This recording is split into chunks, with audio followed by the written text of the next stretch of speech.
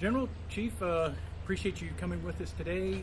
We wanted to talk a little bit about resiliency, and typically in the Air Force, that leads us to discussing wingman culture. So we just wanted to kind of start off with, what does wingman culture mean to you? To me, it's taking care of each other. It's a little bit like the big family, extended family. The wingman's first role, as it came from, fighter combat. The wingman's first role is to check six for his wingman. Make sure that they're not getting sneaked up on by an enemy and going to get shot down. So they're really checking the blind spot of the other person, and then mutual support. Once we know there's a problem, working together to take care of it. I really love what General Goldfein talked about if you do this right, if you do the community of the Air Force right, you have no bystanders. Everybody's looking out for each other and taking care of each other. But really, I think wingmen, what they really do is they treat each other like family. They know each other well enough to know when somebody's got a problem and needs some help, ability to share what their problem is, and to really just kind of look out for each other for our total health, for our individual health, for our organizational health, and for our larger Air Force health. I think it goes really well when we have that attitude of it's who we are and it's what we need to do. And I think the Air Force does it really well. When you talk to folks who have separated, retired, moved on from the Air Force, one of the things they always talk about that they miss is the family environment, that culture where we take care of everybody. So I've seen it where you might have somebody who has a baby or they get sick and you start doing the meal trains, or you have folks taking care of each other when they're out downtown. That community that we build here is not necessarily present anywhere else. It is something unique to the military. I think it makes us more effective. I'm glad we do it. It is one way where we are fully taking care of people, because as we've changed as a society and we kind of spread apart a little bit, you lose that family connection, that tight-knitness. But when you come in here, you're part of that large Air Force family. And I think the Chief and the Chief Master Sergeant of the Air Force really pushing that, and especially in times like this when we got to look out for each other, we got to be good wingmen, and we got to be looking out for everybody. Just to pile on what you said, Chief, I was sitting down having a drink with a guy who had retired several years before me, retired general. He told me, he says, look, one day, he says, you'll retire, and there will be places happy to pay you 5 times what you make now. Easy. I'm telling you right now, it's just not the same. Yeah. It was clear he missed being in the Air Force. And he was making a lot more than 5 times what he was making when he was in the Air Force. So you both mentioned staying connected. In this distributed environment that we're in right now, forced on us by COVID-19, how do you stay connected? First, you got to try. And you gotta, but to me, I think the connection has a quality question. Just texting each other isn't all of it. It's harder supervisor to worker, worker to supervisor, and that may be where we need it most. It's always good to have people that you're staying connected with in general, broader, but along that chain of command, you've got to actually try. And I always say that it takes 3 things. It takes engagement, empathy, and humanity. And you gotta, I think about humanity as first. You gotta be willing to make a mistake. You gotta be willing to weigh in, and maybe it's not gonna be exactly right, but I'm gonna go weigh in. Empathy is you gotta understand the other person's situation, what they're doing. And that takes some, consideration. Think about what they're up against and how you'd feel in that position. And then the engagement is just getting with them and making it a point to have a discussion about what's going on, whether that's work related or family related or COVID-19 related, whatever it is. And if you put all those 3 together, you got a pretty good formula for success. The hard part right now is with everybody being at least as far away and apart as we are right now in this discussion, is you've got to actually work to get that contact. Absolutely. You know, technology is not the problem. We got 1,000 different ways to connect with somebody. You can text them, Facebook them, you know, just a myriad of ways to do that. But it's that human connection that is missing when you engage in those methods. It's okay to text somebody and say, hey, how are you doing? I just want to check up. That's good. But you don't really know what somebody's feeling or going through until you could look them in the face, until you can see that range of emotion and what's going on in their eyes. And a lot of people are a little bit hesitant and afraid to do that, I think, in some cases.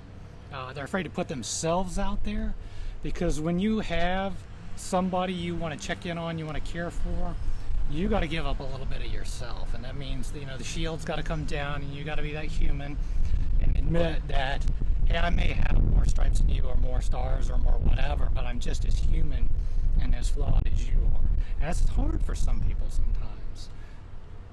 Well, and you know, but as we talk about that face-to-face, I've noticed you can do a lot of face-to-face with the collaboration tools we have now. That's, you know, there's almost no excuse. You know, as you look between FaceTime, Skype, and Zoom, and now Microsoft Teams, as that's coming out, there are different tools that are out there. It's really not that hard to get a face-to-face conversation going on, and we just got to make the effort. It won't give you everything, but it does give you a lot of that non-verbal comm stuff, which, well, what do they teach us in all our classes? You know, it's about 75% of the communication, right? It's a big chunk. So a lot of people are dealing with excess stress right now, and especially working in a new environment. How do you personally deal with stress? So for me, it's about having a routine. You know, every morning I get up an hour before the rest of the family. I need my cup of coffee and my alone time. It's how I set myself for the day. If I don't get that, my day just does not go right from that point on. But that helps me focus and get ready for the day. It helps me think about what I got to do. It helps ensure that I'm on time, I'm not late. It really sets the day for me. And then as I go through the day, if I feel like that stress level is beginning to rise because of something somebody said to me, or some deadline I missed, or somewhere I messed up, I have found that getting outside and going for a walk is the best thing for me. I can't stay cooped up in my office. I got to get out. Go get a little sun on your face is proven to help you out. But for me, managing stress is all about that initial alone in the morning, and then managing it through the day by getting out and not dwelling on some things. How do you do it? But do you find, Chief, that when you've got the little things, they start piling up, right? If you have a little, oh, I'm late for this, or a little, that didn't go quite well, over time that'll pile up on you. It does, and I feel it physically. You know, they tell you feel stress. I feel it. It'll tighten up in the back of my neck. I'll start getting a headache, and I am just out of sorts. I just don't feel right. I can't ever put my finger on what it is, but I know at that point I've let it get too far, and I have to go work it out. A lot of what Chief's talking about, I heard a guy talk once about margin. He said, when we want really good performance out of people, it's important that they have some margin. They have a little extra in the tank, another gear that they aren't using. And if we take everybody's margin away, that's when you see that stress maxes. That's part of it. So that's a little bit of what you're doing. You're kind of building margin into your day. Mm-hmm. I think part of the way we deal with stress, part of our culture, is you revert to your training and you kind of drive through. And you can do that for a while. I think that's some of what I do. You know, it's like I have a whole team of people to make sure I don't have any free time. They fill up that calendar. And so you do the things you know how to do. You go to the meetings, you have the discussions, you file the reports, you do the writing and the communication that you have to do and get things done. Make the decisions that you have to do. And you can do that. But somewhere you got to have some margin in your day. You know, I'm like Chief, I like to get up early because I don't like feeling like I've got to hurry. The problem is that means I don't get enough sleep. So then one day a week I have to get up later. And then I'm late, and then it's like, now I got other problems, you know. It's like, but I like to work out, and then I like to do something that is not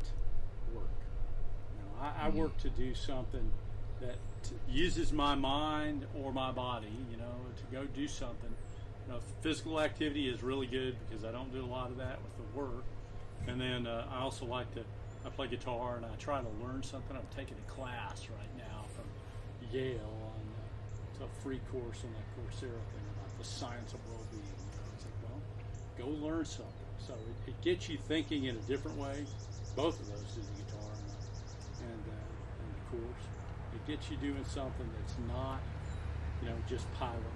It's giving you a little bit of an outlet. And I find those really helpful. The hobbies is a good point.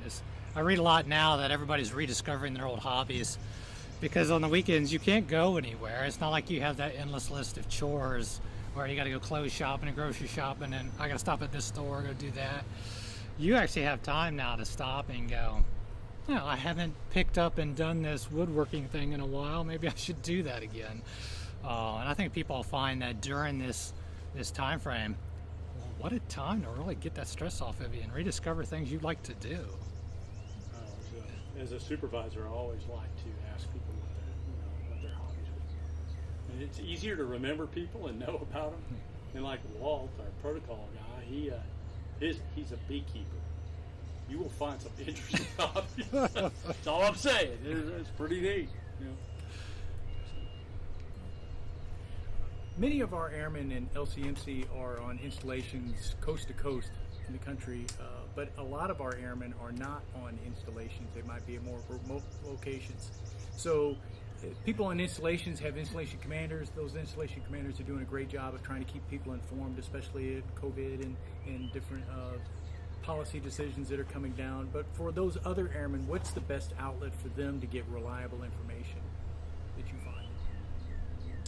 Well, I mean, from my perspective, you got to be fairly demanding with your boss. You need to push them a little bit. Say, hey, do we know anything more? You don't have to be a jerk about it. You can reach out and say, well, what do we know?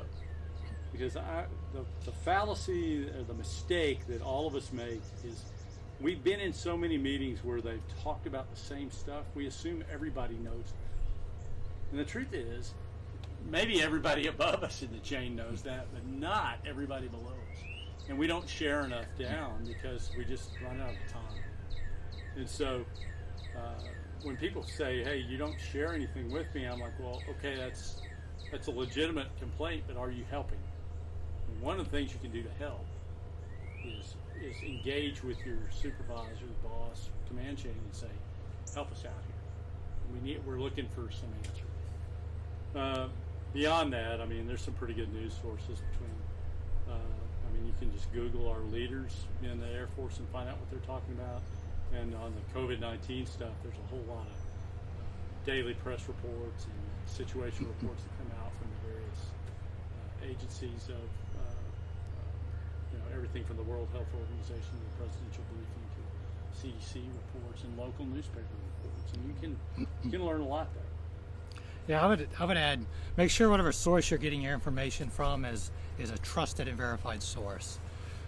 There's a lot of information out there, not all of it's accurate, and the information is changing frequently. I took a class one time for my master's degree. It was an analysis course. And I'll never forget this course because the doctor that taught it, she's like, all right, so every week we're going to review 5 articles and then I'm going to send you home, you're going to read these, and then on Monday, when you come back in, we'll have a quiz on them. And you're thinking, no big deal. So she gives out these 5 articles the first week, real short articles, nothing real long, and you take them home. You go back in Monday morning, and she goes, okay, get out your paper. She's first question. The guy that wrote the article on state-sponsored terrorism, give me his biography. And you're sitting there with your pen in your hand going, oh, what? This is not going well. No, the next 4 questions were very similar. At the end of it, her point was, how do you know that that guy that wrote that article knew what he was talking about and had any credibility at all? So in all this time, as I would say, go to your chain of command, go to af.mil, go to those trusted and verified sources on information, and make sure you're getting legit stuff from people who have credibility in this. and don't take that class. If you do, check out the bio. Yeah. That's really nice. I like that. While we're in this situation and responding to a virus, and this is unique in a lot of ways, and some people are looking at it as being some large, insurmountable problem, wanted to see if you could look back in your career to an experience that you had where a problem seemed insurmountable or seemed very difficult, but you were able to push through and persevere on it. Sure. Not exactly the same, but potentially life-threatening. We were when U.S. forces left Iraq. I was in the 150 or so people that stayed, and we weren't sure what was going to happen. They were really cautious and worried about attacks on U.S. forces as they were leaving. I mean, we had all kinds of overhead surveillance and attack helicopters flying around. And all we were doing, the guys who were staying, is looking up going, in about a week, those are going to be gone. And they were. And then we started getting shot. It's like there were rockets coming in on our installations and stuff. And so we spent a lot of time doing what you kind of have to do in a tough situation. We relied on our training and our skills and our ability to build contingency operations to get ourselves out of there if we had to survive. We looked at non-combatant evacuation operations. We looked at how would we relocate and defend, and how would we do these things. And none of those were good situations. They were all pretty bad situations. But we were prepared, and we worked hard, and we got through that period. And then to help solve that problem, we actually had to rely on a group of people that we didn't normally rely on, and that was the Iraqis. They had to help settle down some of that, and go out and put some pressure on the people who were shooting at us and doing things like that. And they did. It wasn't our norm. We were used to the U.S. doing all of it. Well, I think we're kind of in that situation now. Our norm is not to sit back and hang out and wait. Our norm is to go take action. The people who are taking action now are the medical responders. It's a different set, and we have to have some faith they're going to be there, communicate with them and support them every way we can, let them do their job, and then do everything we can to avoid making the situation worse. We make it worse by ignoring all the rules and going out and spreading the virus around. We're not supposed to. So that's why we're sitting so far apart. That's why we will wear face masks and things when we can, and we'll do things to kind of slow that spread. I think part of it is you rely on your training. Part of it is you rely on each other, and then you do what is the required to get through it. And when you do that, you get through it. Okay, Chief, I don't know what do you think? Yeah, I like your comments on training. It reminds me of that old saying: you don't rise to the occasion, you sink to the level of training that you have. And what I've noticed in my career is as problems arise, I have this tendency to be a bit of a catastrophic thinker. Worst case scenario, I'm going to go straight to it. That's it. You want to know how bad it's going to get? I'll tell you. And that was a real impediment to me, in my younger years, where you're trying to solve a problem, but you can't get past the fact that the world is going to end, or you feel like it's going to end. And what I learned from the Army, oddly enough, was you really, when you face a problem, whether it's this crisis or something else in your life, break it up into three things, and look at, hey, what is the worst thing that could happen here? And you ought to write that down. This is the absolute worst thing that could happen right now. And then write down what you think the absolute best case scenario is here. This is the best thing that could come out of it. Now come back to the middle and look at what is most likely going to occur. And your insurmountable problems will go from being Mount Kilimanjaro, some huge mountain, down to something a little more manageable that you can get through. When people were running out buying toilet paper like it was going out of style, all I can think of is they're afraid the world's going to end. There won't be enough toilet paper. I like that Facebook comment I saw that said, I've watched Walking Dead for 10 years. They never had an issue about toilet paper. So I think it's really putting things in perspective. Everybody's going to have a problem in their life. it's COVID-19 now, it'll be something else later. Think about what you're thinking about. Don't go too far on one end of the spectrum. Kind of get in the middle and see what the best case is, and where it's actually going to be. So my favorite on the toilet paper is the guy who said, "You're COVID-19 positive." He said, "That's impossible. I bought 150 rolls." Yeah. Interestingly, that left and right, best case, worst case, most likely, that's a lot like the way we're trained to deal with enemy action. Your training is to look and see what could the enemy do. In this case, the enemy is a virus that's moving through our population. So, worst case, everybody gets it. Best case, it's we're done with. Nobody else gets it. Somewhere in the middle is probably what's going to happen. How do we prepare for that? Make sure we're ready. We've talked a little bit about fitness earlier, especially in managing stress, but with the gyms closed, a lot of airmen are struggling to try and maintain their fitness, which is a requirement for them to be mission ready. So what do you do? How are you trying to stay fit during this period? You want to go first? Sure. I mean, it's like I tell all the airmen when I get in front of them. Is this little meat suit you're walking around in? It doesn't get better with age. It's not a fine wine. You can't just let it sit about. It's designed to move, to function, to bend, to lift, to do all those things. And if you go back in our past, the agrarian society, we didn't have the issues we got now. Of course, they didn't live as long either, but your body is designed really to be used, is to move. And we have a very sedentary lifestyle. And I think the further up the chain you go, the more they chain you to a desk and kind of keep you there.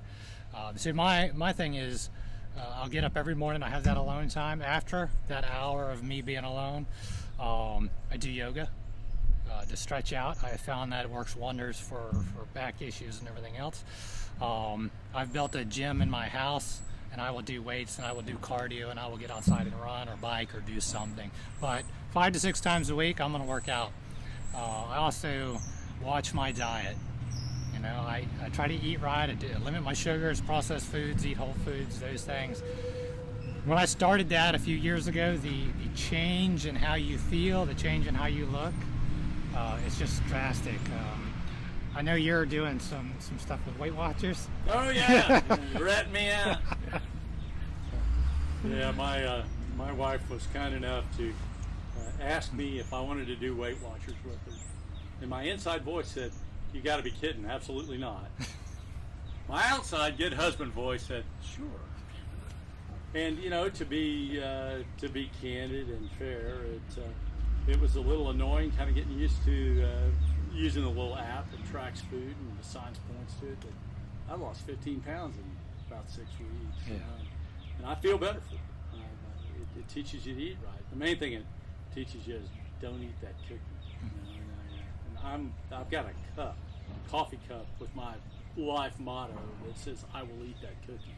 So it's something that I actually have to fight against. Is eat too much junk food. But it helps, and it helps to have to do it with someone. Yeah. One of our airmen asked me one time, because I was talking about PT and the need to be fit and those things, especially in a force that's expeditionary, and they asked me, along the lines of, well, what do you want us to do? How fit do you want us to be? I said, well, I just want you to be healthy. I don't want you to be overweight. I don't want you to have the issues associated with a poor diet, with lack of exercise. That is kind of systemic in our modern society. In a time like this, it's a perfect time to sit down and think about what you eat, how much exercise are you actually getting, and maybe a time to really sit down and build that program that'll help you be a little more fit, a little more energetic. So, I love PT. I think we should do more of it. Well, I think you also have to recognize what PT works for you. Yeah. I'm in that over 50 category, slightly, pushing 60. And a few years ago, a guy from Boeing, Ed Delansky, recommended I read this book called Younger Next Year for people over 50. And it basically, and I blame Ed for all of this. And I found out later that Jack Hudson, one of my predecessors, ASC commander, 3-star, had given that book to 65 different people. And it basically says if you're over 50, you need to work out 6 days a week. exceptions. Just get it done. And so I work out a lot. My limitation is I've got an arthritic knee, so running is a bad thing. So but my wife got me a Concept 2 rowing machine, which ironically, despite the fact I'm no longer chained to the desk, the handle is chained to the flywheel on it. So there's a chain involved, but that thing will flat work you out. And so I probably row 3 or 4 times a week. I used to go to the gym and lift, but I've got a little limited weightlifting capability at the house. So I try to get some of that in, and I'll go out and walk with it when I get a chance. So it's a little harder. I like that you're supposed to do a little more weightlifting when you get a little older, but a little harder to do that when you don't have the gyms open. But we adapt and adjust. Yeah. But it's good for you. It's good to kind of balance out all the mental activity that you're doing through the day and give yourself a little bit of a kind of a physical mental balance. So, gentlemen, we want to end on a positive note. What, in closing, would you think is something that people should really stay focused on over the coming weeks? I think that I told this story the other day, and I'll keep saying it. It's like, look, this looks like it's going to be a very tough situation. It is, but I told the story about Admiral Stockdale and the Stockdale paradox. That is what was described in Jim Collins' book, Good to Great. And the paradox was, they asked Stockdale, how did you get through 8 years as a prisoner at the Hanoi Hilton in Vietnam? Senior officer, prisoner of war, 8 years. He said, I never lost sight of what the end story would be. I knew that I would come through this, and this would be the defining experience of my life. It would change me forever and for the better. I'd be stronger for it. And then Collins says, well, after thinking about it a second, he said, well, who didn't survive? He said, well, that's easy, the optimists. So the challenge for us is to not be thinking we'll all be back to normal in September. We'll all be back to normal by summer. We will not be the normal we were before, ever. We'll be different. This will change who we are. It will change what we know. I think medical technology is going to come to the forefront in a way that it hasn't in the past. We'll learn things. We'll learn how to do work differently. We're learning it now. But our end story is going to be we're going to be stronger than we were, different, but stronger. And we'll come out of this. We'll get through. And we just got to keep that in our heads that this is manageable. We can get through this. We just have to do what we know we have to do. The right things. Keep going forward. And I'm 100% sure that our people can do that. Yeah, I would agree. I think that things will be different when we come out of this. Society may have changed a little bit. Certainly the military is going to change quite a bit, I think, on how we do things as a result of this. But there's a lot of positive to think about here. You've seen industries and companies and individual people stepping up to the plate to do things for people, to make masks, to make surgical gowns, to donate money, to get out and stock shelves and help people. The positive here is we have rediscovered perhaps our humanity, that we're all connected, that you can't live in your house and think that the world is out there. The world is everywhere. This virus touches all of us. Even if you don't get sick from it, you're probably going to know somebody who got sick from it, or you're going to know somebody who may have passed from it. You're certainly going to see aspects of society where folks have lost their jobs. Industries may have to figure out how to start over and start again. But that's something that Americans are very good at. We are very good at surviving crises, at coming out better than we were before. I have every bit of faith that this will be difficult, that there will be some issues to deal with, that there are going to be some challenges we face, but I think as a society, as a culture, as a people, we're going to come out okay. And in the end, we're going to be stronger and more prepared the next time something else comes around. again, gentlemen, for joining us today. All right, thanks, sir. Thank you.